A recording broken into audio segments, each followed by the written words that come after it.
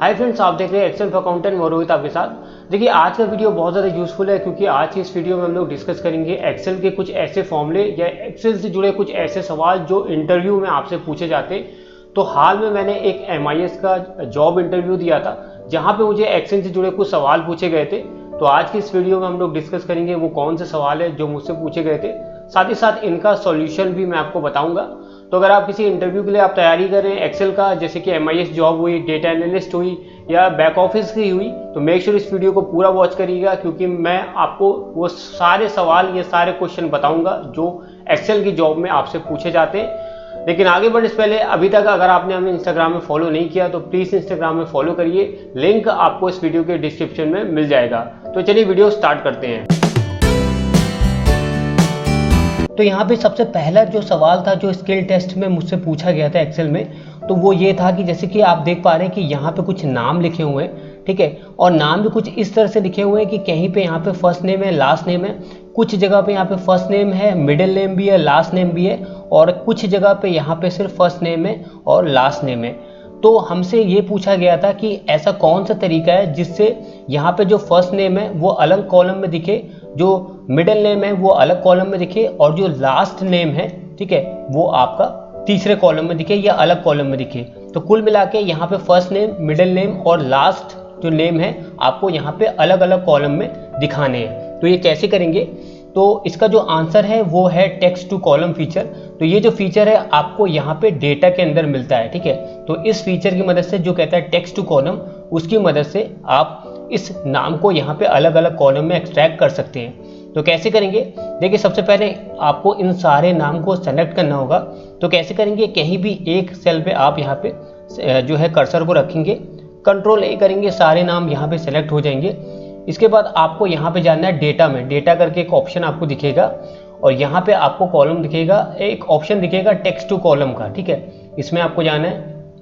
उसके बाद यहाँ पे आपको दो ऑप्शन दिखेंगे, डिलिमिटेड और फिक्स्ड विथ। तो सबसे पहला वाला ऑप्शन जो कहता है डिलिमिटेड, इसको आपको सेलेक्ट करना है। इसके बाद नेक्स्ट पे क्लिक करना है। उसके बाद यहाँ पे एक नया डायलॉग बॉक्स खुल के आएगा, यहाँ पे पूछ रहा है डिलिमिटर। अब डिलिमिटर क्या होता है? डिलिमिटर मतलब ये होता है यहाँ पे जो फर्स्ट नेम है, मिडिल नेम है और लास्ट नेम है, इसमें किस कैरेक्टर का डिफरेंस है, यानी कि किस कैरेक्टर का यहाँ पे अंतर है। तो यहाँ पे फर्स्ट नेम, मिडिल नेम और लास्ट नेम में स्पेस का अंतर है, ठीक है। यहाँ पे आप देख सकते हैं स्पेस है फर्स्ट नेम के बाद, फिर यहाँ पे मिडिल नेम के बाद स्पेस है। तो इन तीनों नाम के बीच में जो अंतर है वो है किस कैरेक्टर का अंतर है, स्पेस का अंतर है, ठीक है। तो आपको यहाँ पे स्पेस पे चेक करना होगा। अगर यहाँ पे कॉमा का अंतर होता तो हम यहाँ पे जो है कॉमा सेलेक्ट कर लेते, सेमीकोलन होता तो सेमीकोलन यहाँ पे सेलेक्ट कर लेते, टैब होता तो हम यहाँ पे टैब यहाँ ना सेलेक्ट कर लेते, ठीक है। अब यहाँ पे आप देख सकते हैं क्योंकि स्पेस का जो है अंतर है तो हम यहाँ पे स्पेस वाले जो ऑप्शन है इसको चेक कर लेंगे। उसके बाद यहाँ पे हम करेंगे नेक्स्ट, ठीक है। अब नेक्स्ट से पहले आप यहाँ पे देखोगे, यहाँ पे प्रीव्यू दिखा रहा है, ठीक है, यानी कि अगर आप स्पेस वाले ऑप्शन को टिक करते हो तो कुछ इस तरह से यहाँ पे एक्सट्रैक्ट होगा जो एकदम सही है, ठीक है। आप यहाँ पे प्रीव्यू देख सकते हो। अगर सब कुछ सही है आपको नेक्स्ट पे क्लिक करना है। उसके बाद ये पूछ रहा है डेस्टिनेशन, ठीक है, कि कहाँ पे आपको, ठीक है, इन नाम को अलग अलग से एक्सट्रैक्ट करना है। तो कोई भी एक सेल आप यहाँ पे सेलेक्ट कर लेना जहाँ पे आप चाहते हो कि ये नाम अलग अलग कॉलम में एक्सट्रैक्ट हो, ठीक है, डेस्टिनेशन, ठीक है। उसके बाद कुछ नहीं करना, सिंपली आपको फिनिश पे यहाँ पे ओके कर देना है। तो जैसे फिनिश पे ओके करोगे आप देखोगे आपका फर्स्ट नेम अलग कॉलम में आ चुका है, मिडिल नेम अलग कॉलम में आ चुका है, और जो आपका लास्ट नेम है वो अलग कॉलम में आ चुका है। अब जहाँ पे लास्ट नेम नहीं है वहाँ पे ये चीज़ छूट चुका है, ठीक है। अब यहाँ पे आप जो है कॉलम की विड्थ को आप अपने हिसाब से यहाँ पे एडजस्ट कर सकते हो। बॉर्डर भी आप यहाँ पे होम में जाके यहाँ पे ऑल बॉर्डर यहाँ पे लगा सकते हो, ठीक है। तो इस तरह से फर्स्ट नेम, मिडिल नेम और लास्ट नेम को आप अलग अलग कॉलम में इस तरह से एक्सट्रैक्ट करेंगे। अब बात करते हैं इसका अपोजिट।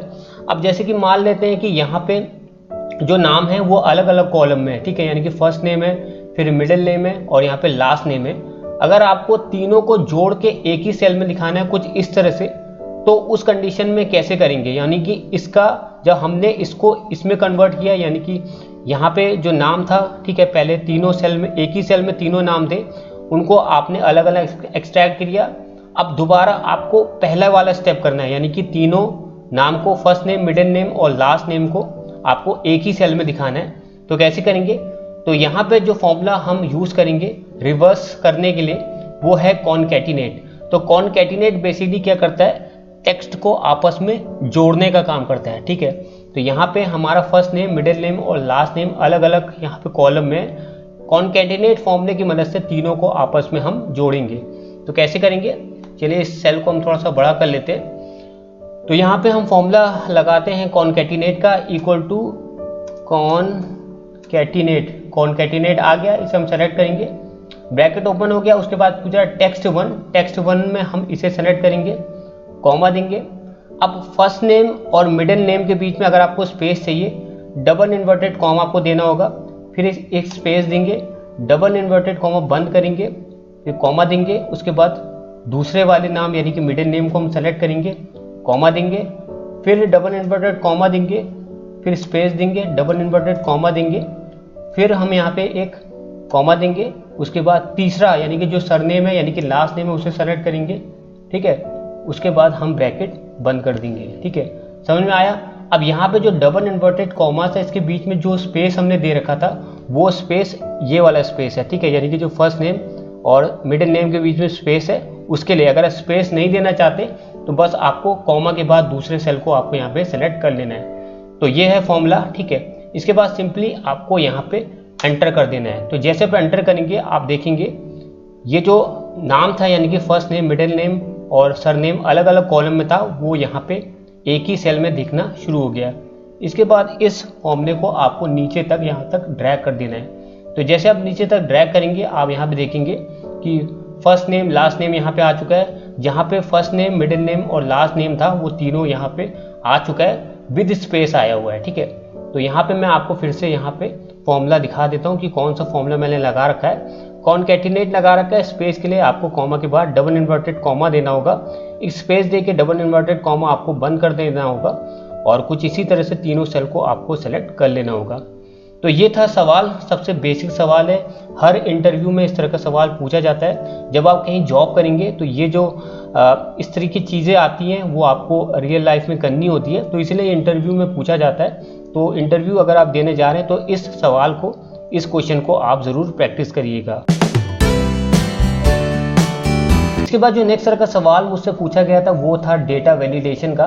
तो डेटा वैलिडेशन बहुत ज़्यादा इंपॉर्टेंट टॉपिक है। एक्सेल के हर इंटरव्यू में डेटा वैलिडेशन आपसे पूछा जाता है। तो इसमें मुझे दो सवाल पूछे गए थे। सबसे पहला कि डेटा वैलिडेशन क्या होता है और एक्सेल में आपको डेटा वैलिडेशन कैसे यूज़ करना है। तो सबसे पहले डेटा वैलिडेशन क्या है, देखिए ये एक ऐसा फीचर है जिसकी मदद से आप दो चीज़ कर सकते हैं। सबसे पहले आप एक ड्रॉप डाउन लिस्ट बना सकते हैं और दूसरा आप किसी सेल में, ठीक है, ये वर्कशीट आप देख रहे हैं ये सेल है, ठीक है, किसी भी सेल में आप कोई कंडीशन सेट कर सकते हैं कि किसी स्पेसिफिक सेल में आपको कोई पर्टिकुलर चीज़ ही चाहिए, उसके अलावा कोई दूसरी चीज़ आपको नहीं चाहिए। तो इस तरह की अगर आपको कोई कंडीशन सेट करनी है किसी पर्टिकुलर सेल में तो आप यहाँ पे डेटा वैलिडेशन यूज़ कर सकते हैं। तो सबसे पहले हम जानेंगे कि यहाँ पे ड्रॉप डाउन लिस्ट जो है कैसे बनाई जाती है, क्योंकि जब आप जॉब करेंगे किसी कंपनी में एक्सेल की तो वहाँ पे आपको इस तरह की ड्रॉप डाउन लिस्ट बनानी होती है, जैसे कि मेल फीमेल हो गई, एम्प्लॉयज़ के नाम की लिस्ट हुई, तो इस तरह की ड्रॉप डाउन लिस्ट आपको बनानी होती है, ठीक है।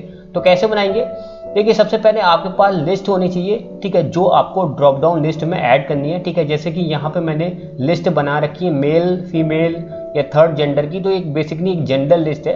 तो इसकी अगर ड्रॉप डाउन लिस्ट हमको बनानी होगी तो हम कैसे बनाएंगे, तो सबसे पहले आपको यहाँ पे डेटा में जाना होगा और यहाँ पे आपको एक ऑप्शन दिखेगा डेटा वैलिडेशन का, इसमें जाएंगे और यहाँ पे सबसे पहला ऑप्शन जो कहता है डेटा वैलिडेशन, इस पर क्लिक करेंगे और सेटिंग के अंदर आपको ऑप्शन दिखेगा यहाँ पे लिस्ट का, ठीक है। तो ये ड्रॉप डाउन लिस्ट का, इसे हम सेलेक्ट करेंगे। उसके बाद पूछ रहा है सोर्स, यानी कि जो ड्रॉप डाउन लिस्ट आप बनाएंगे उसमें कौन कौन से नाम आपको ऐड करने, तो जो भी लिस्ट है उस लिस्ट को आप यहाँ पे सेलेक्ट कर लेना। या आप ये भी कर सकते हो इक्वल टू के बाद डायरेक्टली यहाँ पे नाम टाइप कर सकते हो, जैसे कि मेल हुआ कॉमा दिया, फीमेल हुआ कॉमा दिया, थर्ड हुआ।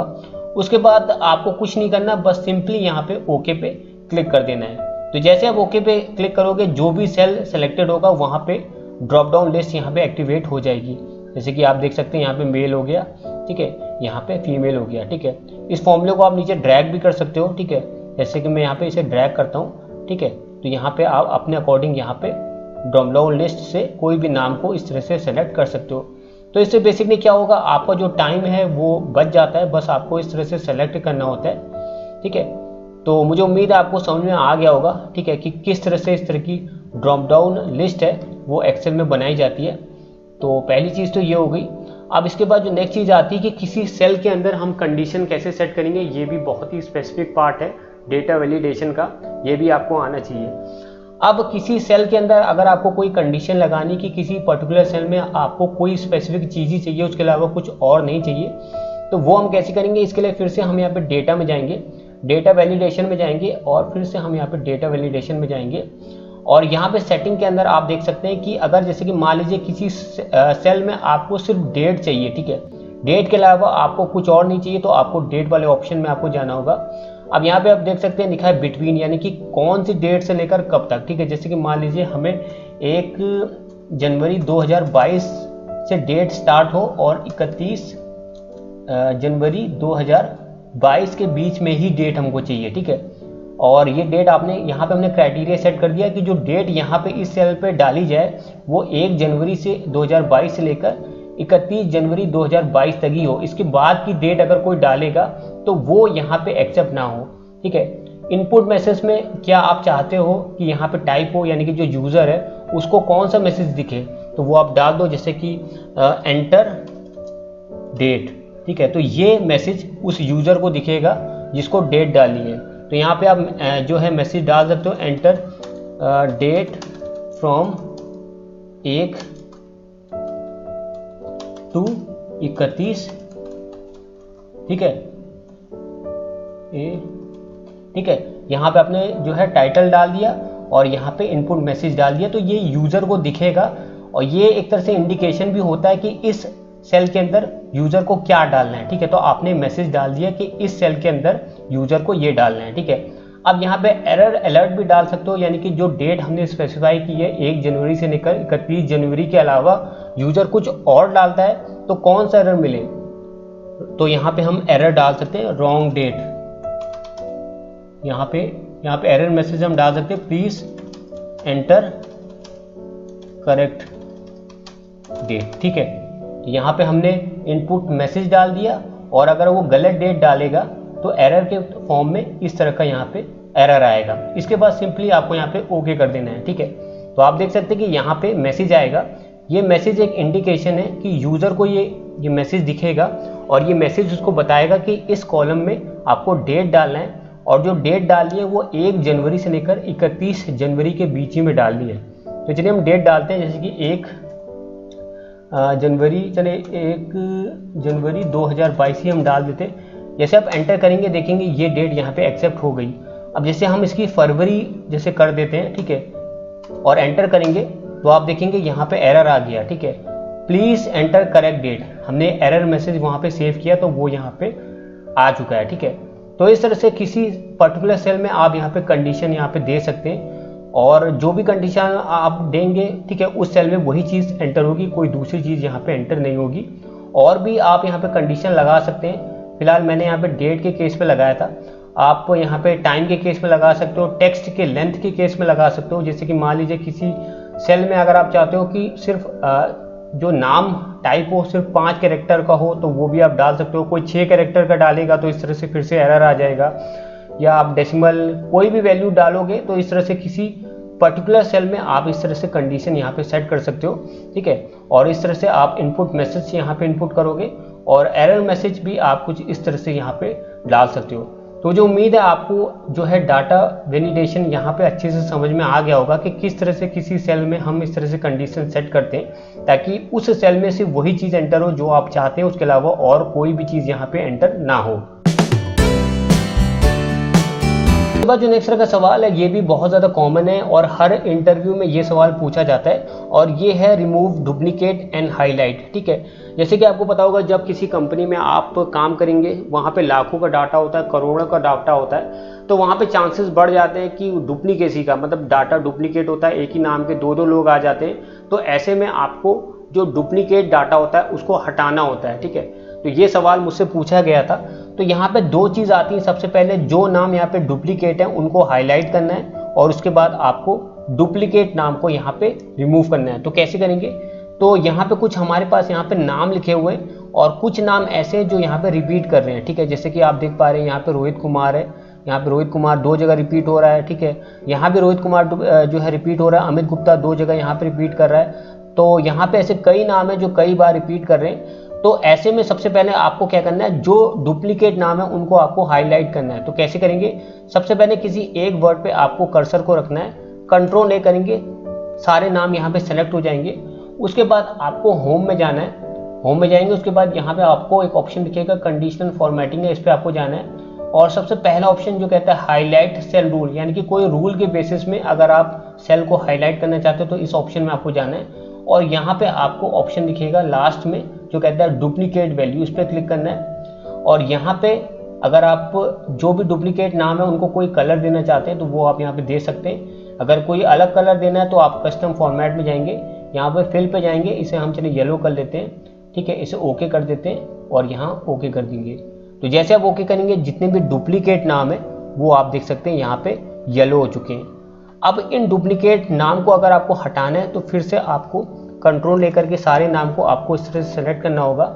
फिर से हम यहाँ पे डेटा में जाएंगे और यहाँ पे आपको एक ऑप्शन दिखेगा रिमूव डुप्लीकेट का। तो जैसे इस ऑप्शन पे आप क्लिक करेंगे तो ये डुप्लीकेट वाले नाम है वो हो जाएंगे हट, ठीक है। तो चलिए क्लिक करते हैं। उसके बाद ये पूछ रहा है कॉलम ए, यानी कि जो डुप्लीकेट नाम है क्या कॉलम ए में है, तो यहाँ पे करेक्ट है। उसके बाद ओके करेंगे। तो जैसे आप ओके करेंगे आप देख सकते हैं यहाँ पे लिख के आ गया error message 6 duplicate values found and remove, यानी कि 6 डुप्लीकेट नाम थे जिनको हटा दिया गया, इसको ओके कर देना है। तो आप देखेंगे जितने भी डुप्लीकेट नाम थे वो हो गए हैं अब रिमूव। जितने भी जेन्युइन नाम है, ठीक है, वो सारे के सारे अब यहाँ पे इस शीट में बचे हैं। तो ये जो सवाल है अक्सर इंटरव्यू में पूछा जाता है, क्योंकि कंपनी में डाटा बड़ा होता है, डुप्लीकेसी होती रहती है। तो इस तरह से आप डुप्लीकेट नाम को हाईलाइट करेंगे, साथ ही साथ आप उनको रिमूव करेंगे। तो इसे भी आप एक्सेल के इंटरव्यू में जाने से पहले अच्छे से प्रैक्टिस करना। इसके बाद जो नेक्स्ट तरह का सवाल है ये बहुत ही छोटा है और बहुत ही कॉमन है और ये आपको आना चाहिए क्योंकि ये भी पूछा जाता है। देखिए होता क्या है कि यहाँ पे आपसे पूछा गया, जैसे यहाँ पे आपको एक नाम लिखा हुआ है, यहाँ पे फर्स्ट नेम है, ये लास्ट नेम है, ठीक है, फर्स्ट नेम है, लास्ट नेम है। आपसे ये कहा जाएगा कि इस नाम को कैपिटल लेटर में आपको करना है। देखिए एमएस वर्ड में तो ये ऑप्शन बड़ी आसानी से आपको मिल जाता है, ठीक है, यहाँ पे आपको ये ऑप्शन मिल जाएगा, ठीक है, अपर केस लोअर केस का। लेकिन ये जो ऑप्शन होता है, ठीक है, एक्सेल में नहीं होता, ठीक है। एक्सेल में आप आ जाएंगे तो यहाँ पे ऐसा कोई भी ऑप्शन नहीं होता कैपिटल का स्मॉल का। तो ऐसे में कुछ फंक्शन आपको यूज़ करने होते हैं जिसकी मदद से किसी नाम को आप कैपिटल करते हैं, या वर्ड का जो पहला अक्षर होता है उसे कैपिटल करते हैं या लोअर केस में करते हैं। तो जैसे कि यहाँ पे कुछ नाम लिखे हुए हैं जहाँ पे जो पहला लेटर है ये कैपिटल है, ठीक है, फर्स्ट नेम और लास्ट नेम का, बाकी जितने भी लेटर हैं वो स्मॉल लेटर में। अगर आपको इन सबको अपर केस में करना है, यानी कि सबको कैपिटल लेटर में करना है, तो कैसे करेंगे, तो यहाँ पे हम बेसिकली कुछ फॉर्मूले लगाएंगे। तो दोनों नाम को, यानी कि फर्स्ट नेम और लास्ट नेम या फर्स्ट नेम सरनेम को अगर आपको कैपिटल लेटर में कन्वर्ट करना है तो यहाँ पे जो फंक्शन हम यूज़ करेंगे वो होगा अपर का। अपर मतलब अपर केस। अपर को आपको सेलेक्ट करना है, इस नाम को आपको सेलेक्ट करना है, ब्रैकेट बंद करना है और एंटर। तो जैसे आप एंटर करेंगे आप देखेंगे कि फर्स्ट नेम और लास्ट नेम है वो पूरा कैपिटल हो गया। इसके बाद इसको नीचे तक आपको ड्रैग कर देना है।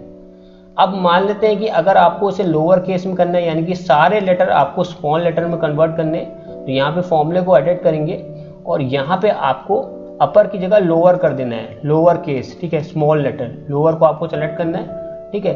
उसके बाद आपको इस सेल को सेलेक्ट करना है, ठीक है, इसके बाद आपको एंटर कर देना है, ठीक है। उसके बाद इस फॉर्मूले को नीचे तक ड्रैग कर देना है, ठीक है। तो जैसे आप ड्रैग करेंगे आप देखेंगे जो भी नाम यहाँ पे लिखा था वो पूरा का पूरा यहाँ पे स्मॉल लेटर में कन्वर्ट हो चुका है। अब मान लेते हैं यहाँ पे जो नाम लिखा है जो पूरा स्मॉल लेटर में है, अगर इसका जो पहला लेटर है वो आपको कैपिटल करना है तो वो कैसे करेंगे, जैसे कि यहाँ पे हुआ है। तो यहाँ पे जो हम फंक्शन यूज करेंगे वो है प्रॉपर, ठीक है। प्रॉपर से क्या होता है, किसी वर्ड का जो पहला अक्षर होता है वो कैपिटल होता है, बाकी के जितने भी लेटर होते हैं वो स्मॉल लेटर में होते हैं। तो चलिए ये भी कर लेते हैं। तो यहाँ पे हम फंक्शन लगाएंगे प्रॉपर का, PROP प्रॉपर हुआ, ठीक है, और इसे हम सेलेक्ट करेंगे, ठीक है, ब्रैकेट बंद करेंगे और एंटर, और उसके बाद इस फॉर्मूले को नीचे तक यहाँ तक ड्रैग कर देंगे। तो जैसे आप ड्रैग करेंगे आप देखेंगे इस वर्ड का, यानी कि जो फर्स्ट नेम का जो पहला लेटर था वो कैपिटल हो चुका है और जो सरनेम का जो पहला लेटर है वो कैपिटल है, बाकी जितने भी लेटर हैं वो स्मॉल केस में यहाँ पे आपको दिख रहे हैं। उसके बाद फॉर्मूले को आपको नीचे तक ड्रैग कर देना है। तो ये है अपर केस, लोअर केस और प्रॉपर केस फंक्शन। ये भी जो है इंटरव्यू में पूछा जाता है, तो ये भी आप अच्छे से प्रैक्टिस कर लेना। इसके बाद जो नेक्स्ट का सवाल है जो मुझसे पूछा गया था वो है ऑटो एडजस्ट कंटेंट का। देखिए कभी कभी ये होता है कि हम एक्सेल में किसी दूसरे सॉफ्टवेयर से या किसी दूसरे एप्लीकेशन से डाटा को कॉपी करके यहाँ पे पेस्ट करते हैं। तो जैसे कि आप देख पा रहे हैं यहाँ पे जो डेटा है, ठीक है, मैंने कहीं और से पेस्ट यहाँ पे किया है। तो जब कहीं और से किसी दूसरे सोर्स से आप यहाँ पे एक्सेल में डेटा को पेस्ट करते हैं तो इससे जो डेटा है उसकी सेटिंग बिगड़ जाती है। जैसे कि आप देख पा रहे हैं यहाँ पे एक्स्ट्रा स्पेस आ चुका है जो यहाँ पे नहीं ज़रूरत है। यहाँ पे जो कॉलम बी है, ठीक है, ये ओवरलैप कर रहा है, कुछ कंटेंट इसका कट रहा है। यहाँ पे जो स्पेस है थोड़ी सी कम हो गई है, यहाँ पे थोड़ी एक्स्ट्रा स्पेस हो चुकी है। अमाउंट में भी आप देखेंगे यहाँ पे एक्स्ट्रा स्पेस हो चुका है। और यहाँ पे आप देखोगे इस रो की जो हाइट है वो भी ज़्यादा हो गई है, कहीं पे हाइट कम है, कहीं पे ज़्यादा है। तो ये जनरली तब होता है कि जब आप कहीं और का कंटेंट एक्सेल में जाके पेस्ट कर देते हो तो इससे जो सेटिंग है वो बिगड़ जाती है, ठीक है। तो इसे ठीक करने के लिए अगर आप मैन्युअली करोगे, ठीक है, इस तरह से अगर आप मैन्युअली करोगे तो बहुत ज़्यादा टाइम चला जाएगा। तो क्या ऐसी कोई सेटिंग है जिससे हम इस पूरे डेटा को बहुत ही कम टाइम में, ठीक है, एडजस्ट कर सके? तो इसका जो आंसर है वो है हाँ। तो कुछ शॉर्टकट्स होते हैं जिसकी मदद से आप इस पूरी टेबल को कंटेंट के वाइज एडजस्ट कर सकते हैं, जिसे हम कहते हैं ऑटो एडजस्ट। तो ये हम कैसे करेंगे? सबसे पहले आपको क्या करना है, किसी एक सेल पे आपको यहाँ पे सेलेक्ट करना है, कंट्रोल ए करना है, पूरी टेबल सेलेक्ट हो जाएगी। इसके बाद आपको कीबोर्ड से एक शॉर्टकट दबाना होगा, वो है Alt+H+O+I। तो जैसे आप Alt+H+O+I दबाएंगे तो जो कॉलम की जो साइज है वो अपने आप एडजस्ट हो जाएगा। जो एक्स्ट्रा स्पेस है वो चला गया है, देखिए जैसे कि यहाँ पे ईयर में एक्स्ट्रा स्पेस था वो चला गया, अमाउंट में भी था वो भी चला गया, ठीक है। जितनी ज़रूरत है उतना ही यहाँ पे अब स्पेस बचा है कॉलम में। अब यहाँ पे इस हाइट को ठीक करना है। यहाँ पे हाइट आप देख सकते हैं यहाँ पे सही है, यहाँ पे हाइट एक्स्ट्रा है। इसे ठीक करने के लिए जो शॉर्टकट हम दबाएंगे वो है Alt+H+O+A। तो जैसे आप दबाएंगे आप देखेंगे इन सारे सेल्स की जो हाइट है वो अपने आप यहाँ पे एडजस्ट हो चुकी है। तो आप देख सकते हैं हमारे यहाँ पे सिर्फ 2 शॉर्टकट दबाए और 2 शॉर्टकट दबाने से जो ये कंटेंट है वो पूरी तरह से एडजस्ट यहाँ पे हो चुका है। तो ऐसा होता है जब आप एक्सेल की जॉब करेंगे, ठीक है, किसी कंपनी में जब आप जॉब करेंगे तो वहाँ पे डाटा किसी दूसरे सॉफ्टवेयर में, ठीक है, आपको कॉपी करके यहाँ पे पेस्ट करना होता है, सेटिंग बिगड़ जाती है। तो इस शॉर्टकट की मदद से आपको इस सेटिंग को बहुत ही कम टाइम में यहाँ पे इस तरह से ठीक करना है। तो ये भी सवाल मुझसे पूछा गया था, तो आपको इस शॉर्टकट को यहाँ पे याद करना है और यहाँ पे प्रैक्टिस करना है। इसके बाद जो नेक्स्ट का सवाल है वो एक्सेल का सबसे ज़्यादा इंपॉर्टेंट सवाल है और शायद ही कोई ऐसा इंटरव्यू होगा एक्सेल का जहाँ पे ये सवाल आपसे नहीं पूछा जाता। चाहे आप MIS की जॉब के लिए अप्लाई करें, चाहे डेटा एनालिस्ट की जॉब के लिए अप्लाई करें, चाहे बैक ऑफिस के लिए अगर आप जाएंगे, हर इंटरव्यू में ये सवाल आपसे पूछा जाता है। तो ये जो सवाल है वो है पिवट टेबल, ठीक है। तो पिवट टेबल आपको आना चाहिए। इनफैक्ट जब आप किसी MIS की जॉब करेंगे तो वहाँ पे आपको पिवट टेबल डेली बेसिस में बनाना होता है, क्योंकि उसके बेसिस पे रिपोर्ट आपको वीकली देनी होती है MIS की। साथ ही साथ डैशबोर्ड भी बनाए जाते हैं, उसके लिए भी पिवट टेबल की हेल्प आपको लेनी पड़ती है। तो आपको पता होना चाहिए कि पिवट टेबल आपको कैसे बनानी है।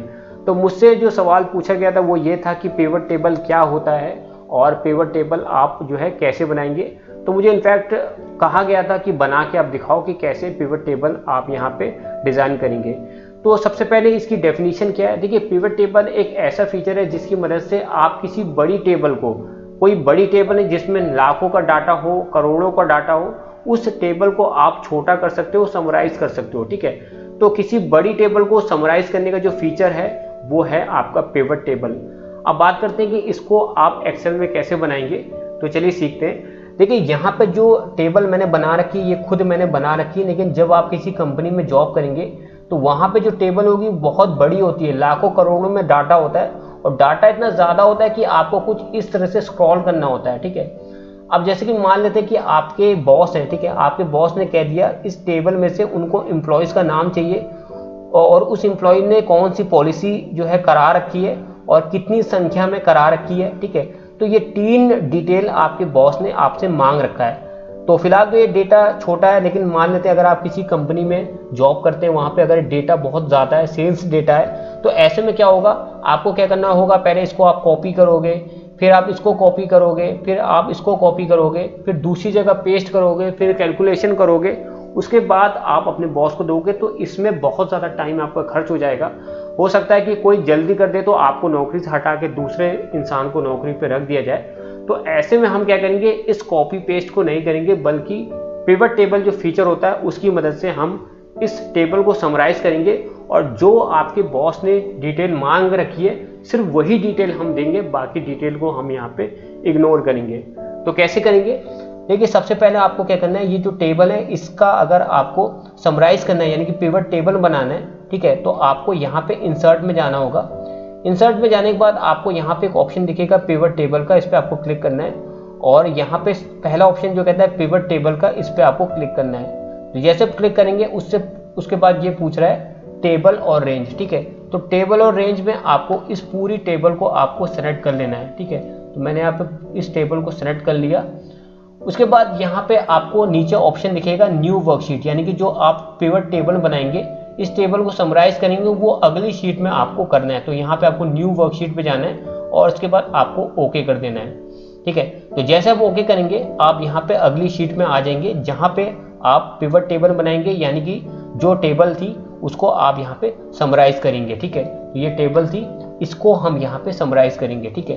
तो सबसे पहले आपको क्या करना है, यहाँ पे पिवट टेबल का लेआउट है, यहाँ पे पिवट टेबल बनेगी, और इस पिवट टेबल को इस ऑप्शन के थ्रू, यहाँ पे ऑप्शन आ रहे हैं, इस टेबल को आपको इस ऑप्शन के थ्रू यहाँ पे कस्टमाइज करना है। सबसे पहले हम एक सेटिंग को इनेबल करेंगे।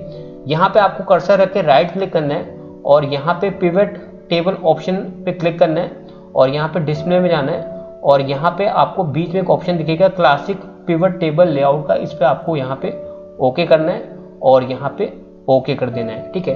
तो इसका थोड़ा सा लेआउट यहाँ पे चेंज हो चुका है। तो यहाँ पे जो डेटा होता है हम यहाँ पे रो वाइज रखते हैं, यहाँ पे कॉलम वाइज डेटा को रखते हैं, कैलकुलेशन भी इस वाले पार्ट में होगा, और टॉप में यहाँ पे फिल्टर हम लगाते हैं। तो आपके जो बॉस हैं, ठीक है, आपके बॉस ने कौन सा डिटेल मांगा था, एम्प्लॉय का नाम मांगा था, कौन सी पॉलिसी करा रखी है, और उनकी संख्या, ठीक है। तो वो हम यहाँ पे समराइज करेंगे इस टेबल के थ्रू। तो सबसे पहले हमें क्या चाहिए था, एम्प्लॉयज का नाम चाहिए था। तो जैसे आप यहाँ पे क्लिक करोगे, एम्प्लॉयज नेम के बगल में यहाँ पे चेक वाला ऑप्शन है, इस पे क्लिक करोगे, ठीक है। तो यहाँ पे सारे एम्प्लॉयज के नाम आपके यहाँ पे आ गए, ठीक है। उसके बाद जो नेक्स्ट चीज आपके बॉस ने आपसे मांगी थी, वो क्या मांगी थी पॉलिसी का नाम, यानी कि कौन से एम्प्लॉय ने कौन सी पॉलिसी करा रखी है, ठीक है। तो यहाँ पे पॉलिसी नेम है, ठीक है। इसके पहले जो ऑप्शन आपको बॉक्स दिखा है, इस पर क्लिक करेंगे, तो यहाँ पे आप देख सकते हैं पॉलिसी का नाम भी आ चुका है, यानी कि कौन से एम्प्लॉयज ने कौन सी यहाँ पे पॉलिसी करा रखी है। उसके बाद तीसरी चीज जो आपके बॉस ने मांगी थी, वो क्या मांगा था कि नंबर, मतलब कितनी संख्या में पॉलिसी करा रखी है उस पर्टिकुलर एम्प्लॉय ने, ठीक है।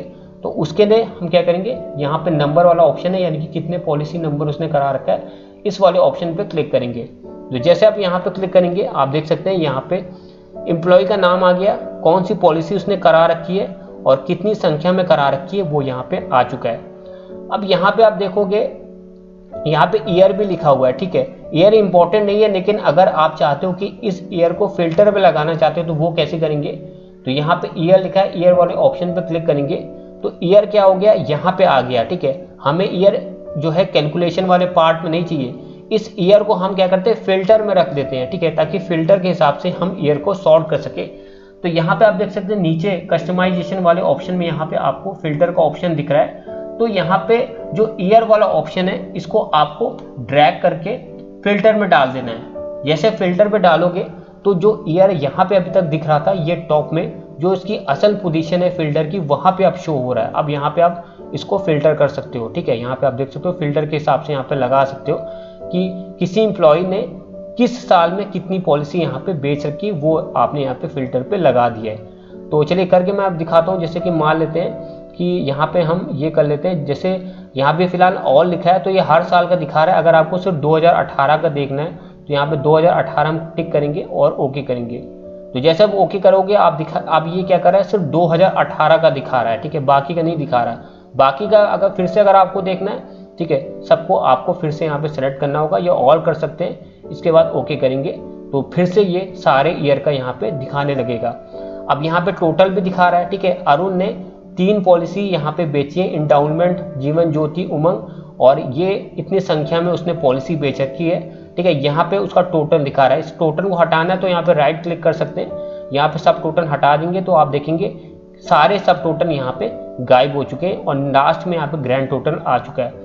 वापस लाने के लिए फिर से हम राइट क्लिक करेंगे और सब टोटल वाले ऑप्शन पे ओके करेंगे, फिर से यहाँ पे सब टोटल यहाँ पे आ चुका है। नीचे के साइड में आप देखोगे यहाँ पे ग्रैंड टोटल यहाँ पे आ रहा है। अब ये जो लेआउट है इसके बाहर अगर आप यहाँ पे कहीं भी सेलेक्ट करोगे तो ये जो ऑप्शन है वो गायब हो जाएगा, तो घबराने वाली बात नहीं है। इन ऑप्शन को वापस लाने के लिए कहीं भी अगर इस टेबल के अंदर आप यहाँ पे सेलेक्ट करोगे फिर से यहाँ पे ये ऑप्शन यहाँ पे आ जाते हैं, ठीक है। तो इस तरह से किसी टेबल को हम इस तरह से समराइज करते हैं, ठीक है। इसी टेबल जो पिवट टेबल अभी हमने यहाँ पे बना रखी, इसी के बेसिस में MIS रिपोर्ट बनती है, डैशबोर्ड भी हम इसी टेबल के बेसिस में बनाते हैं। तो फिलहाल पिवट टेबल कुछ इसी तरह से बनता है। आप यहाँ पे कॉलम का साइज भी यहाँ पे बढ़ा सकते हैं। तो आप देख सकते हैं बहुत ही कम टाइम में हमने इस जो डेटा जो आपके बॉस ने मांगा था उसको इस तरह से समराइज कर दिया। जो डेटा हमको चाहिए सिर्फ वही डेटा हमने यहाँ पे एक्सट्रैक्ट किया है, और यही चीज अगर हम कॉपी पेस्ट करते तो हमारा बहुत ज़्यादा टाइम लग जाता, ऊपर नीचे स्क्रॉल भी हमको करना पड़ता है जिससे बहुत ज़्यादा टाइम वेस्ट होता है। लेकिन पिवट टेबल की मदद से बहुत ही कम टाइम में हमने जो डेटा आपके बॉस ने मांगा था वो डेटा एक्सट्रैक्ट करके आप अपने बॉस को दे सकते हैं। तो इस तरह से पिवट टेबल काम करता है। किसी बड़ी टेबल को अगर आपको छोटा करना है, समराइज करना है, तो आपको पिवट टेबल ऑप्शन यूज करना आना चाहिए। तो हर एक्सेल के जॉब इंटरव्यू में पूछा जाता है, तो अगर आप किसी एक्सेल का जॉब इंटरव्यू देने जा रहे हैं तो अच्छे से पिवट टेबल आप प्रैक्टिस करके जरूर जाना। इसके बाद जो नेक्स्ट का सवाल मुझसे पूछा गया था वो है कंसोलिडेट, यानी कि एक्सेल में कंसोलिडेट फीचर क्या करता है और कैसे आपको इसे यूज करना है। देखिए, कंसोलिडेट एक ऐसा फीचर है जिसकी मदद से 2 कॉलम में लिखे हुए नंबर, ठीक है, यहाँ पे आप देख सकते हैं 2 कॉलम में लिखे हुए नंबर या 2 रोज में लिखे हुए नंबर की लिस्ट का मैथमेटिकल कैलकुलेशन आप तीसरी रो या तीसरी कॉलम में यहाँ पे कर सकते हैं। तो कैसे करेंगे, तो आप देख सकते हैं यहाँ पे कॉलम बी और कॉलम सी में हमारे पास कुछ नंबर की लिस्ट है। हमें क्या करना है, इन दोनों को ऐड करके यहाँ पे कॉलम डी में यहाँ पे दिखाना है, ठीक है। रोज के केस में भी आप यही चीज कर सकते हो। तो फिलहाल मैं यहाँ पे कॉलम के केस में यहाँ पे कर रहा हूँ। तो कैसे करेंगे, यहाँ पे जहाँ पे आपको कैलकुलेशन करना है उस सेल को आपको यहाँ पे सेलेक्ट करना है। उसके बाद यहाँ पे आपको डेटा में आपको ऑप्शन दिखेगा कंसोलिडेट का, इस पे आपको जाना है। इस तरह से यहाँ पे डायलॉग बॉक्स यहाँ पे खुल जाएगा। उसके बाद ये पूछ रहा है कि आपको कौन सा मैथमेटिकल कैलकुलेशन करना है। अगर आपको इन दोनों को ऐड करके यहाँ पे तीसरे में दिखाना है तो ये सम हुआ, ठीक है। अगर आपको मैक्सिमम निकालना है, दोनों में कौन सा बड़ा है वो आप यहाँ पे दिखा सकते हो। तो कई ऑप्शन दिखे हैं, जैसे सम है, काउंट है, एवरेज है, मैक्स है, मिनिमम। चलिए सम करते हैं, ठीक है। यहाँ बाकी आप अपने हिसाब से यहाँ पे चूज कर लेना जो आपको करना है। फिलहाल हम यहाँ पे एग्जाम्पल के तौर पे जैसे कि हमको सम करना है, यानी कि इन दोनों को ऐड करके यहाँ पे आपको दिखाना है, तो हम यहाँ पे सम करेंगे। उसके बाद यहाँ पूछा है रेफरेंस। रेफरेंस में सबसे पहले आपको जो पहले कॉलम में नंबर की लिस्ट है उसे आपको सेलेक्ट करना है। उसके बाद यहाँ पे ऐड पे क्लिक करना है। उसके बाद जो दूसरी यानी कि कॉलम बी में जो नंबर की लिस्ट है उसे आपको सेलेक्ट करना है, ठीक है। उसके बाद फिर से आपको यहाँ पे ऐड करना है और इसके बाद आपको यहाँ पे ओके कर देना है। तो जैसे आप ओके करेंगे आप देखेंगे इन दोनों का जो एडिशन है वो यहाँ पे इस कॉलम में यहाँ पे शो होना शुरू हो चुका है। दूसरे केस में भी आप इसे कर सकते हैं, जैसे कि इसे मैं हटा लेता हूँ, ठीक है। जैसे कि यहाँ पे मैं इसे जो है सेलेक्ट करता हूँ और इस बार हम क्या करते हैं कुछ और करते हैं, जैसे कि मैक्सिमम इसे पहले मैं हटा लेता हूँ, ठीक है। इसे भी डिलीट कर लेता हूँ और ये भी डिलीट कर लेता हूँ। जैसे कि मान लीजिए हमें जो है इन दोनों जो यानी कि कॉलम बी, ठीक है, और यहाँ पे कॉलम सी, इनमें से दोनों में से जो हाईएस्ट है, ठीक है, उसे यहाँ पे दिखाना है, ठीक है। तो यहाँ पे कौन सा हम यहाँ पे ऑप्शन चूज करेंगे, यानी कि कौन सा मैथमेटिकल कैलकुलेशन हम यूज करेंगे, वो होगा मैक्सिमम का, ठीक है। रेफरेंस में सबसे पहला रेफरेंस हमारा ये होगा, ठीक है। उसके बाद आपको ऐड करना है, ऐड मतलब कंपेयर करना है, ठीक है। उसके बाद हम दूसरी जो रेफरेंस है, ठीक है, नंबर की लिस्ट है जो कॉलम सी में, इसे हम सेलेक्ट करेंगे, इसे भी ऐड करेंगे और यहाँ पे ओके करेंगे। तो जैसे आप ओके करेंगे आप देखेंगे इन दोनों कॉलम में से जो हाईएस्ट है वो यहाँ पे दिख रहा है। जैसे 25 और 32 में जो हाईएस्ट है 32 यहाँ पे दिखा रहा है। 12 और 55 में कौन सा हाईएस्ट है, 55 हाईएस्ट है। उसी तरह से आप यहाँ पे देख सकते हैं। तो मुझे उम्मीद है आपको समझ में आ गया होगा कि कंसोलिडेट फीचर जो है एक्सेल में क्या करता है, तो ये भी सवाल आपसे इंटरव्यू में पूछा जाता है, तो इसको भी आप अच्छे से प्रैक्टिस कर लेना। इसके बाद जो नेक्स्ट का सवाल है, ये हर एक्सेल के इंटरव्यू में सवाल पूछा जाता है और ये है वी लुकअप। इसका जो फुल फॉर्म होता है वो होता है वर्टिकल लुकअप। तो कोई भी एक्सेल के जॉब में अगर आप जाओगे तो वहाँ पे ये पूछा जाता है। इनफैक्ट जब आप किसी कंपनी में जॉब करोगे वहाँ पे भी वी लुकअप आपको प्रैक्टिकल करने को मिलता है, या बार बार इस तरह का फॉर्मूला आपको यूज़ करना होता है किसी चीज़ को ढूंढने के लिए, ठीक है। तो जो सवाल मुझसे पूछा गया था वो ये था कि वी लुकअप क्या होता है, और वी लुकअप मुझे करने को भी जो है दिया गया था, ठीक है। तो इसकी सबसे पहले डेफिनेशन क्या है, देखिए वी लुकअप एक ऐसा फीचर है जिसकी मदद से किसी क्राइटेरिया के बेसिस में किसी टेबल में से कोई चीज़ आप यहाँ पे वर्टिकल ढूंढ सकते हैं। यानी कि किसी टेबल में अगर कोई चीज़ आपको किसी क्राइटेरिया के बेसिस में अगर आपको कॉलम वाइज ढूंढनी है तो ऐसे में आप वी लुकअप की मदद से वो चीज़ यहाँ पे ढूंढ सकते हैं। अब यहाँ पे जो हमारे पास टेबल है वो बहुत ही छोटी है क्योंकि मैं आपको यहाँ पे सिखा रहा हूँ, लेकिन जब आप किसी कंपनी में जॉब करेंगे तो वहाँ पे जो डेटा होता है, चाहे एम्प्लॉयज़ का हो, वर्कर का हो या सेल्स डाटा हो, वो बहुत ही बड़ा होता है, ठीक है। तो ऐसे में अगर कोई डिटेल अगर आपको ढूंढनी है तो आपको कंट्रोल F करना होगा, जिसमें बहुत ज़्यादा टाइम लग जाता है, या अगर आप कुछ इस तरह से स्क्रॉल करेंगे, ठीक है, तो बहुत ज़्यादा आपका टाइम यहाँ पे चला जाएगा। तो ऐसे में आपको यहाँ पे जो फॉर्मूला यूज़ करना होता है वो होता है वी लुकअप, जिसका फुल फॉर्म होता है वर्टिकल लुकअप, ठीक है। तो हमें यहाँ पे क्या करना है, यहाँ पे हमारे पास टेबल है जहाँ पे नेम है, सिटी है, कंट्री है, और यहाँ पे एम्प्लॉयज़ की डेट ऑफ बर्थ है, ठीक है।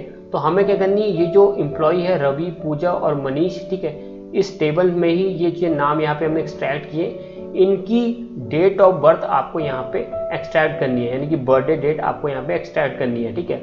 तो अगर आप नॉर्मल करेंगे, कंट्रोल F करेंगे तो बहुत ज़्यादा टाइम लग जाएगा।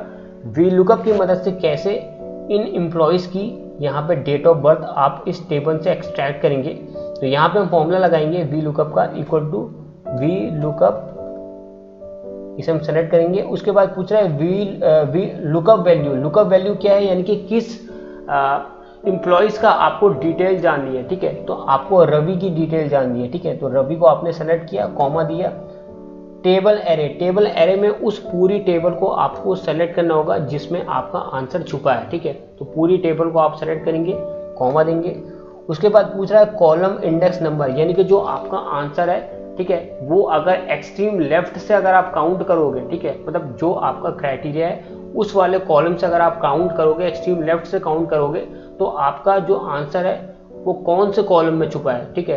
तो आपका जो आंसर है वो चौथे कॉलम में, ठीक है। अगर आप यहाँ से काउंट करोगे एक्सट्रीम लेफ्ट से तो 1 2 3 4, तो चौथे कॉलम में आपका आंसर छुपा है, तो हम यहाँ पे 4 डालेंगे।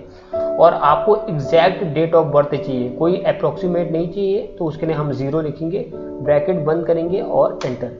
तो जैसे आप एंटर करोगे रवि की जो डेट ऑफ बर्थ है वो यहाँ से एक्सट्रैक्ट होके यहाँ पे शो कर रहा है। आप देख सकते हैं कि रवि की डेट ऑफ बर्थ क्या है, 2 मई 1998, जो यहाँ पे एक्सट्रैक्ट हो चुकी है। अब पूजा और मनीष के केस में आपको दोबारा ये फॉर्मूला नहीं लगाना है, इसी फॉर्मूले को आपको ड्रैग कर देना है। तो जैसे आप ड्रैग करेंगे जो भी इन एम्प्लॉयज़ की डेट ऑफ बर्थ है वो यहाँ से ऑटोमेटिकली यहाँ पे ड्रैग होके यहाँ पे शो होना शुरू हो चुकी है। तो ये है वी लुकअप, यानी कि वर्टिकल लुकअप। बहुत ज़्यादा इंपॉर्टेंट फॉर्मूला है, आपसे हर एक्सेल के इंटरव्यू में पूछा जाता है। यहाँ तक कि जब आप जॉब करेंगे वहाँ पे भी आपको वी लुकअप की मदद से बड़ी टेबल से चीज़ों को ढूंढना पड़ता है। तो इस सवाल को भी आप इंटरव्यू में जाने से पहले अच्छे से प्रैक्टिस करना। इसके बाद जो नेक्स्ट तरह का सवाल मुझसे पूछा गया था, बेसिकली 2 फंक्शन है और ये बहुत ज़्यादा इंपॉर्टेंट फंक्शन है। इनका नाम है सम इफ और सम इफ एस। तो आप किसी एक्सेल के इंटरव्यू में अगर आप जा रहे हैं तो इस 2 फंक्शन को आप तैयार करके ज़रूर जाना, क्योंकि हर एक्सेल के जॉब इंटरव्यू में ये आपसे पूछा जाता है, सम इफ और सम इफ एस, ठीक है। तो सबसे पहले हम जानते हैं कि ये फंक्शन क्या काम करते हैं। देखिए सम इफ और सम इफ एस एक ऐसे 2 फंक्शन है जिसकी मदद से किसी टेबल में किसी क्राइटेरिया के बेसिस में कोई चीज़ का आप यहाँ पे सम कर सकते हैं। अगर एक क्राइटेरिया के बेसिस में किसी टेबल में आपको सम करना है किसी चीज़ का, तो सम इफ आपको यूज़ करना होगा। और मल्टीपल क्राइटेरिया के बेसिस में किसी टेबल में अगर आपको सम करना है तो आपको सम इफ एस का यूज़ करना होगा। सम इफ एक क्राइटेरिया के लिए और सम इफ एस, जहाँ पे एस ऐड हो जाए वहाँ पे मल्टीपल क्राइटेरिया के बेसिस में हम किसी टेबल में ऐड करेंगे। तो हम क्या करेंगे, इस एग्जाम्पल के बेसिस में दोनों फॉर्मूले को हम यहाँ पे स्टडी करेंगे, क्योंकि एक्सेल के सारे जॉब में सम इफ और सम इफ एस आपसे पूछा जाता है। तो हमारे पास यहाँ पे एक सेल्स डेटा है, ठीक है, यहाँ पे लोकेशन है, किस लोकेशन में सेल हुई है, कौन सा प्रोडक्ट बिका है, किस ब्रांड का है, और ये उनकी सेल्स वैल्यू है।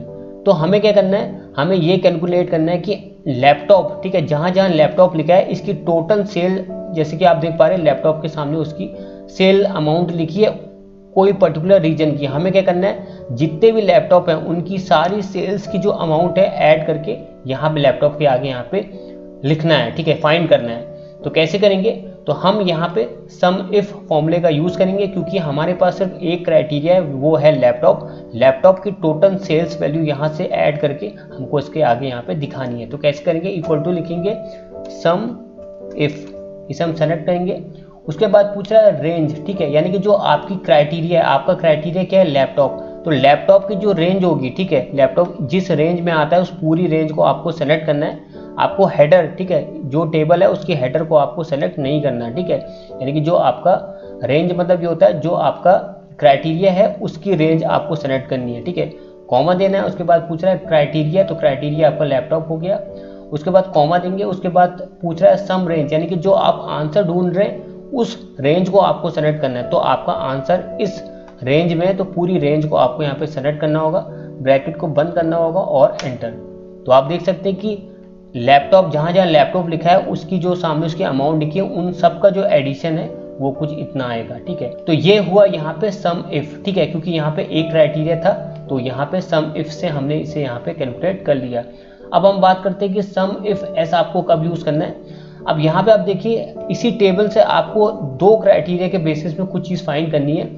अभी तक हमने सिर्फ लैपटॉप का टोटल सेल्स वैल्यू यहाँ पे कैलकुलेट किया। अब आपको क्या करना है, आपको टैबलेट, ठीक है, जहाँ जहाँ टैबलेट लिखा है और वो जो टैबलेट होना चाहिए वो एप्पल, ठीक है, ब्रांड का होना चाहिए, उसका टोटल अमाउंट आपको यहाँ पे निकालना है, ठीक है। आपको जहाँ जहाँ टैबलेट लिखा है, ठीक है, यहाँ पे टैबलेट है, यहाँ पे टैबलेट है, ठीक है, टैबलेट आपको यहाँ पे चूज करना है, लेकिन उसके सामने सिर्फ एप्पल का ही होना चाहिए, ठीक है, और ब्रांड का यहाँ पे नहीं होना चाहिए, ठीक है। तो उसका टोटल जो सेल्स अमाउंट है वो आपको यहाँ पे दिखाना है। तो कैसे करेंगे, तो यहाँ पे क्योंकि मल्टीपल क्राइटेरिया हो गया, पहला क्राइटेरिया आपका टैबलेट हो गया और टैबलेट सिर्फ एप्पल का ही आपको काउंट करना है, टैबलेट एप्पल ब्रांड का होना चाहिए, उसकी सेल्स, टोटल सेल्स वैल्यू आपको यहाँ पे निकालनी है। तो यहाँ पे हम, क्योंकि यहाँ पे मल्टीपल क्राइटेरिया आ चुका है, तो हम यहाँ पे यूज करेंगे सम इफ एस। तो कैसे करेंगे, equal to sum if S, ठीक है, इसे सेलेक्ट करेंगे। उसके बाद पूछ रहा है सम रेंज, ठीक है, यानी कि जो आप सम करेंगे, ठीक है, यानी कि जो इसमें से हम सम करेंगे इस पूरी रेंज को आपको यहाँ पे सेलेक्ट करना है, ठीक है, सम रेंज, जिसमें से आप सम करेंगे उस रेंज को आपको पूरा सेलेक्ट करना है, कॉमा देंगे। उसके बाद पूछ रहा है क्राइटेरिया रेंज 1, आपका पहला क्राइटेरिया क्या था, टैबलेट था, तो टैबलेट की जो पूरी रेंज होगी, टैबलेट इस कॉलम में आ रहा है, इस पूरी रेंज को आपको यहाँ पे सेलेक्ट करना है, ठीक है, कॉमा देना है। उसके बाद पूछ रहा है क्राइटेरिया 1, तो क्राइटेरिया 1 हमारा टैबलेट हुआ, कॉमा देंगे। उसके बाद पूछा है क्राइटेरिया रेंज 2, हमारा जो क्राइटेरिया रेंज 2 था एप्पल, एप्पल की रेंज क्या हुई, ये रेंज हुई, ठीक है, सेलेक्ट करेंगे। उसके बाद कॉमा देंगे। उसके बाद पूछा है क्राइटेरिया 2, क्राइटेरिया 2 हमारा एप्पल है, ठीक है, ब्रैकेट बंद करेंगे। और तो आप देख सकते हैं कि जो टैबलेट था, जो एप्पल ब्रांड का था, उसकी जो सेल्स की टोटल वैल्यू है वो यहाँ पे निकल के आ चुकी है। तो इस तरह से हम सम इफ एस फंक्शन का यूज करेंगे। जब मल्टीपल क्राइटेरिया होगा तो हम यूज करेंगे सम इफ एस, और अगर सिंगल क्राइटेरिया होगा तो हम यूज करेंगे सम इफ एस। तो बहुत ज़्यादा इंपॉर्टेंट फंक्शन है और हर एक्सेल के इंटरव्यू में ये आपसे पूछा जाता है। तो इंटरव्यू देने से पहले इस दो फंक्शन को आप अच्छे से स्टडी करना। इसके बाद जो नेक्स्ट तरह का फंक्शन है ये बहुत ज़्यादा इंपॉर्टेंट है, और जब आप एक्सेल की जॉब आपको मिल जाएगी, चाहे MIS की हो, चाहे आपकी डेटा एनालिस्ट की हो, तो वहाँ पे इफ फंक्शन बहुत ज़्यादा यूज होता है। तो बेसिकली इस फंक्शन की मदद से आप स्टेटस दिखाते हैं। तो इफ फंक्शन बेसिकली एक्सेल में क्या करता है, किसी कंडीशन को चेक करता है और इसका जो आंसर है वो ट्रू और फॉल्स में आपको निकाल के देता है। तो इफ फंक्शन बहुत ज़्यादा इंपॉर्टेंट है। मुझसे जो है इफ फंक्शन पूछा गया था इंटरव्यू में, तो बेसिकली इस एग्जाम्पल के बेसिस में हम समझते हैं कि इफ फंक्शन को आप कैसे यूज़ करेंगे। तो हमारे पास यहाँ पे एक जो है सेल्स का डाटा है, ठीक है, तो यहाँ पे जो है एम्प्लॉय के नाम है, ये रीजन है, किस रीजन में उसने सेल कर रखी है, और ये कौन सी पॉलिसी उसने बेची है कस्टमर को, और हर महीने का जो सेल्स का वैल्यू है वो उसके सामने यहाँ पे लिखा है, ठीक है। अब कंपनी ने एक टारगेट सेट कर रखा है कि हर एम्प्लॉय को महीने में 50,000 की सेल करनी है। 50,000 की सेल करेगा तो उसका जो टारगेट है वो कंप्लीट होगा। 50,000 से अगर 1 रुपये की भी कम की सेल हुई तो माना जाएगा उसने टारगेट अचीव नहीं किया। तो हमें क्या करना है, इफ फंक्शन की मदद से यहाँ पे स्टेटस यहाँ पे जारी करना है कि किस एम्प्लॉय ने टारगेट अचीव किया और किसने अचीव नहीं किया, मतलब किसने मिनिमम 50,000 की सेल हर महीने अचीव की और किसने अचीव नहीं की। तो ये अगर आप मैन्युअली चेक करेंगे तो बहुत ज़्यादा टाइम लगेगा। आप जैसे 55,000 है, आप इसके आगे यस लिखोगे, फिर जहाँ पे 50,000 मिनिमम 50,000 नहीं है वहाँ पे आप नो लिखोगे, तो इससे क्या होगा, बहुत टाइम लगेगा। बारी बारी से अगर आप चेक करोगे तो ऐसे में हम इफ फंक्शन यहाँ पे यूज़ करेंगे। इफ फंक्शन बेसिकली क्या करेगा, किसी कंडीशन को चेक करेगा और इसका जो आंसर है ट्रू या फॉल्स में आपको यहाँ पे देता है। तो कैसे करेंगे, तो यहाँ पे हम स्टेटस डालेंगे, जिस एम्प्लॉय ने टारगेट अचीव किया मिनिमम 50,000 की सेल की, उसके आगे हम प्रिंट करेंगे अचीव्ड, और जिसने 50,000 से कम की सेल की उसके आगे हम स्टेटस दिखाएंगे नॉट अचीव का। तो कैसे करेंगे, तो यहाँ पे हम फॉर्मूला लगाते हैं इक्वल टू इफ का। इफ हम सेलेक्ट करेंगे और यहाँ पे अब हम कंडीशन लगाएंगे। तो इस सेल को हम सेलेक्ट करेंगे, यानी कि इस सेल में जो अमाउंट लिखा है वो अगर ग्रेटर देन इक्वल टू 50,000, ठीक है, यानी कि इस सेल में जो अमाउंट लिखा है वो अगर 50,000 ये 50,000 से ऊपर है, ठीक है, ये आपने कंडीशन दे दी। ठीक है, कंडीशन देने के बाद आपको एक कॉमा देना होगा। अगर ये कंडीशन ट्रू होती है, ये कंडीशन मीट होती है, यानी कि यहाँ पे 50,000 ये 50,000 से ज़्यादा है, तो डबल इन्वर्टेड कॉमास में अगर ये कंडीशन मीट होती है तो आप यहाँ पे जो आपको एरर जो मैसेज देना है वो है अचीव का, EVD अचीव्ड, ठीक है, उसने अचीव कर लिया। ठीक है, तो ये कंडीशन अगर मीट होती है यानी कि ट्रू है तो आपको अचीव का मैसेज देना है, कॉमा नहीं तो के लिए कॉमा, ठीक है, नॉट अचीव्ड। ठीक है, फॉल्स के केसेस में आपको जो मैसेज देना है वो है नॉट अचीव का, ब्रैकेट बंद करना है और एंटर देना है। इसके बाद आपको कुछ नहीं करना, इस फॉर्मूले को नीचे तक ड्रैग कर देना है। ठीक है, तो आप देख सकते हैं कि यहाँ पे 50,000 इसने सेल अचीव नहीं की, इसने उसके सामने लिख दिया नॉट अचीव। 55,000 की इसने सेल की है जो 50,000 से ज़्यादा है, तो यहाँ पे अचीव लिख के आ गया। यहाँ भी नॉट अचीव है क्योंकि 50,000 से कम है। उस हिसाब से यहाँ पे आप देख सकते हैं स्टेटस यहाँ पे जारी हो चुका है। ठीक है, तो ये किसकी बदौलत हुआ है, ये इफ फंक्शन की बदौलत हुआ है। तो बेसिकली ये बहुत ज़्यादा इंपॉर्टेंट फंक्शन है, हर कंपनी में प्रैक्टिकल ये यूज़ होता है। ठीक है, स्टेटस दिखाने के लिए, तो किसी कंडीशन को ये चेक करता है और ट्रू या फॉल्स में आपको इसका आंसर देता है। तो ये सवाल मुझसे पूछा गया था और ये आपसे भी पूछा जाएगा, तो इसने इफ फंक्शन को आपको अच्छे से यहाँ पे स्टडी करना है। तो ये थे कुछ कॉमन सवाल जो मुझसे इंटरव्यू में पूछे गए थे एक्सेल का। तो अगर आप किसी एक्सेल के जॉब इंटरव्यू में जा रहे हैं तो इस वीडियो को अच्छे से देखिएगा, कहीं भी आप स्किप मत करना। और अगर इस वीडियो को अगर आप पूरा वॉच करेंगे, सारी चीज़ सीख लेंगे, तो मैं आपको गारंटी देता हूँ कि आपका एक्सेल का जो जॉब इंटरव्यू है वो उसमें आप 100% पास हो जाएंगे। तो अगर आपको वीडियो पसंद आई फाइनली, तो मैं कहूँगा वीडियो को लाइक करिएगा, शेयर करिएगा और इंस्टाग्राम में हमको फॉलो ज़रूर करिएगा।